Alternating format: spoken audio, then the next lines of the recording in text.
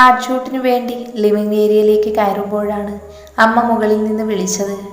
ബദ്രി ഡാ വരുവാ അമ്മേ. സ്റ്റെപ്പ് കയറി മുകളിലെത്തിയപ്പോൾ അമ്മയും അച്ഛനും ഇന്ന് ലുഡോ കളിക്കുന്നു. എന്തിനമ്മ വിളിച്ചേ? അതില്ലടാ, നിശ്ചയം ഈ ഞായറാഴ്ച തന്നെ നടത്തണം. അതെന്താ പെട്ടെന്ന്? ജാതകം നോക്കിയപ്പോൾ 3 ആഴ്ചക്കുള്ളിൽ നിങ്ങളുടെ മാരേജ് നടത്തണമെന്ന്. എനിക്ക് പ്രശ്നമൊന്നുമില്ല അമ്മേ, നിങ്ങൾ എങ്ങനെയാണെന്ന് വെച്ചാൽ ചെയ്തോ. എന്നാൽ നീ ഇന്ന് പോവണ്ട. നോ അമ്മ, എനിക്കിന്ന് ലീവ് എടുക്കാൻ പറ്റില്ല. അപ്പം മോതിരം വാങ്ങണ്ടേ? അവൾക്കുള്ളതല്ലേ, ഞാൻ വാങ്ങിക്കോളാം. അവരോട് യാത്ര പറഞ്ഞിറങ്ങി കാർ ഡ്രൈവ് ചെയ്ത് ഷൂട്ടിങ്ങിലെത്തി.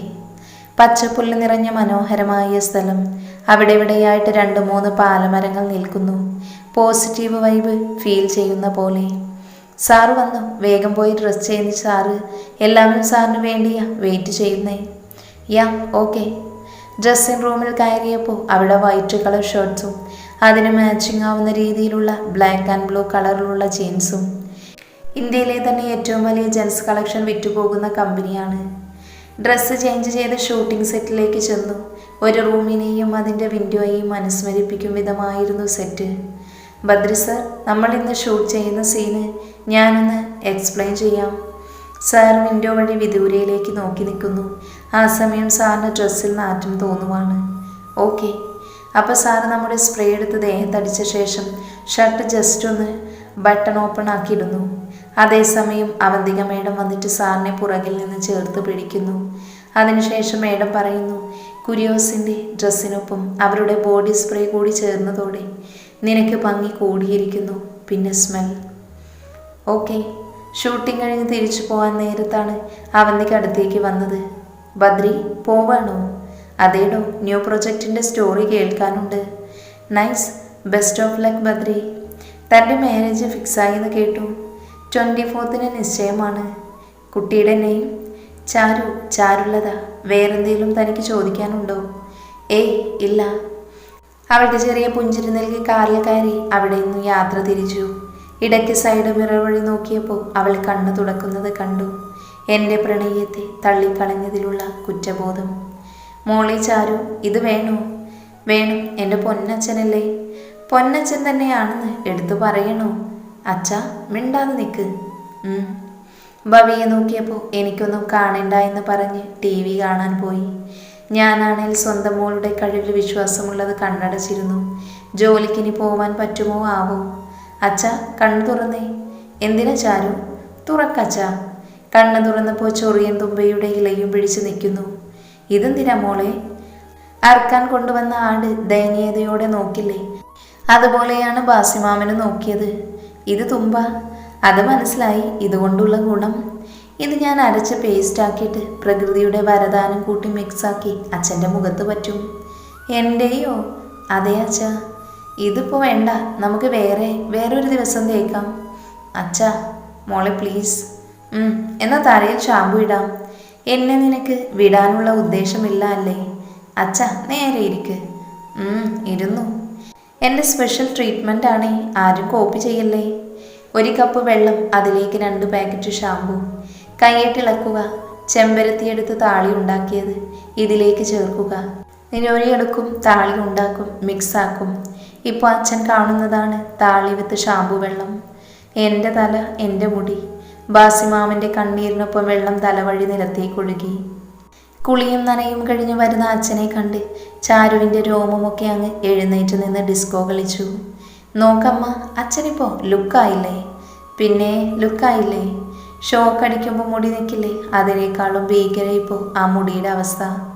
ഫോൺ ബെല്ലടിക്കുന്ന കേട്ടപ്പോൾ തന്നെ ഭവി ആൻറ്റി പോയി അറ്റൻഡ് ചെയ്ത് തിരിച്ചു വന്നു. ആരാ വിളിച്ചേ ഭവി? ശ്രീ ചേച്ചിയാ. ജാതകം നോക്കി അവർ 3 ആഴ്ചക്കുള്ളിൽ വിവാഹം വേണമെന്ന്. ഈ ആഴ്ച തന്നെ നിശ്ചയവും. ഡ്രസ്സ് എടുക്കാൻ ഇപ്പോൾ തന്നെ ചെല്ലാൻ പറഞ്ഞു. എന്നാൽ നിങ്ങൾ റെഡിയാവ്. തല തുവർത്തിക്കൊണ്ടിരുന്ന തോളിലിട്ടുകൊണ്ട് ബാസിമാമൻ റെഡിയാവാൻ പോയി. എത്ര പെട്ടെന്നാ എൻ്റെ കല്യാണം ആയത്. ഓർക്കുമ്പോൾ തന്നെ സങ്കടം വരുക. ചാരു ഇതൊക്കെ പറയുന്നത് കണ്ണാടിയുടെ മുന്നിൽ നിന്നിട്ടാണ്. 2 വർഷം മുൻപ് കല്യാണം നടന്നിരുന്നുവെങ്കിൽ കുറേ പേരെ വിളിക്കായിരുന്നു. ഇതിപ്പോൾ കൂടിപ്പോയ 20. മര്യാദയ്ക്ക് സദ്യ പോലും തിന്നാൻ പറ്റൂല. എന്തൊക്കെ മോഹമായിരുന്നു. മോളെ ചാരു, റെഡിയായില്ലേ നീ? വരുവാ. ഷോപ്പിലേക്ക് പോവാനിറങ്ങിയതും അമ്മ വീണ്ടും വിളിച്ചു. മാസ്ക് വെക്കും മോളെ, അല്ലേലേ 5000 രൂപ പോയി കിട്ടും. വീണ്ടും റൂമിലേക്ക് ചാരു ഒരു മാസ്ക് വെച്ച് അതിനു മുകളിൽ വേറൊന്നുകൂടി. കൊറോണയെ കയ്യിൽ കിട്ടിയാലേ ഞാൻ ചവിട്ടിക്കൊല്ലും. ഷോപ്പിലേക്കുള്ള യാത്രയിൽ മുഴുവൻ ചാരു കാറിൻ്റെ പുറത്തോട്ട് തലയും ചുറ്റും നോക്കുവാണ്. മോളുടെ അന്തവും കുന്തവുമില്ലാത്ത നോട്ടം കണ്ട് ബാസിമാമനും ഭവ്യാൻറ്റിയും തങ്ങളുടെ ദൃഢവും മനോഹരവുമായ ശബ്ദത്തിൽ ഒരുമിച്ച് ചോദിച്ചു, ചാരുമോളെ, നീ എന്താ ഇങ്ങനെ നോക്കുന്നേ? രണ്ടുപേരും ഒരുമിച്ച് ഒരേ ചോദ്യം ഒരേ സമയം ചോദിക്കുന്ന കേട്ടപ്പോൾ ചാരു തല ഉള്ളിലേക്കിട്ടിട്ട് രണ്ടിനെയും നോക്കി. എന്താ ചാരു? രണ്ടുപേരും വേഗം കണ്ണടക്ക്. എന്തിന്? അടക്കുന്നുണ്ടോ? മോളുടെ ശബ്ദമുയർന്നപ്പോൾ തന്നെ രണ്ടും കണ്ണടച്ചു. ഇനി രണ്ടും മനസ്സിലൊരു കാര്യം വിചാരിക്ക്, അതിൻ്റെ കൂടെ ഒരു നിറവും. വിചാരിച്ചോ? വിചാരിച്ചു. എന്നാ കണ്ണു തുറക്ക്. കണ്ണു തുറന്ന് നോക്കിയപ്പോൾ ചാരു അവരെ നോക്കി ചിരിച്ചു. ഇനി രണ്ടും ഒരുമിച്ച് നിറം പറയേ. ഭവ്യാൻറ്റി മഞ്ഞയും മാമൻ നീലയും പറഞ്ഞു. ഷേ, നശിപ്പിച്ച്. എന്ത്? അതില്ലേ അച്ഛ, എൻ്റെ ഫ്രണ്ട്സ് പറഞ്ഞിട്ടുണ്ട്, നമ്മളൊരു കാര്യം ഒരുമിച്ച് ഒരേപോലെ പറഞ്ഞാലേ ഒരാഗ്രഹം മനസ്സിൽ വിചാരിച്ച് നിറവും ഒരുപോലെ പറഞ്ഞാൽ നടക്കൂ എന്ന്. അല്ല, മോളെന്താ ഇത്ര നേരം പുറത്തോട്ട് നോക്കിയിരുന്നത്? അതോ ഞാൻ കൊറോണയെ നോക്കിയതാ. ഒരെണ്ണത്തിന് കിട്ടിയ അതിനെ വെച്ച് ബാക്കിയുള്ളവരെയും പിടിക്കാലോ. പിടിച്ചിട്ട് എന്ത് ചെയ്യാനാ? ഞാൻ അതിനെ എടുത്ത് ചാണകത്തിൽ മുക്കി ഫ്രൈ ചെയ്ത് ചൈനയിലേക്ക് കയറ്റി അയക്കും. മോളി, തല വെയിൽ കൊള്ളിക്കണ്ടാട്ടോ. അതിപ്പോൾ അമ്മ പറഞ്ഞില്ലെങ്കിലും ഞാൻ വെയിൽ കൊള്ളിക്കില്ല. കൊണ്ടാലേ എൻ്റെ ഭംഗി പോകുന്നേ. 1 വർഷം വീട്ടിൽ കുത്തിയിരുന്ന് വെളുപ്പിച്ചെടുത്തതാ ഞാൻ. ഭവി. ബാസിമാമൻ്റെ ദയനീയത കലർന്ന ശബ്ദത്തിൽ ആൻറ്റി മിണ്ടാതിരുന്നു. ചാരു വീണ്ടും തല പുറത്തേക്ക് തന്നെ. ഇപ്പോൾ കയ്യിൽ ഫോണും ഉണ്ട്. പിടിക്കാൻ പറ്റില്ല എങ്കിലും കൊറോണയുടെ സെൽഫി എടുക്കണമെന്ന പുതിയ തീരുമാനം.